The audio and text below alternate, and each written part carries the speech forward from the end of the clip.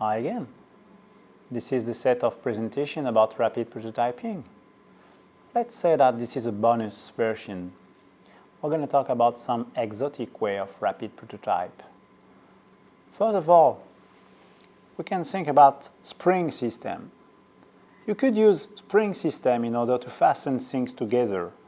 If you manage to use them, then you're going to get something that is rapid, removable, and resettable. Amongst the spring system, you've got that kind of clip. Obviously, they can be used to fasten anything against anything.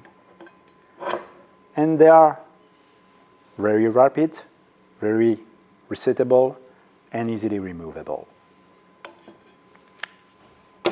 A declination of that is the paper clip that you well know that can be used, and that is used actually everywhere for this kind of rapid prototyping. Something more exotic, we are not thinking about most of the time, are magnets like this one coming from a hard drive. You can make positioning using that kind of magnet, especially these latest ones that are very powerful since the Japanese invented them in 1982.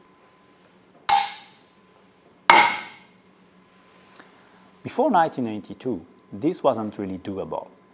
Since Japanese invented this magnet coupled of iron and neodymium, but also the other version, which is cobalt samarium magnet, then we can do that kind of things.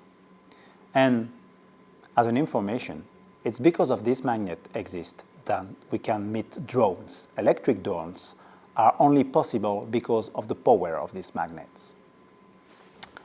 Last solution is that kind of solution.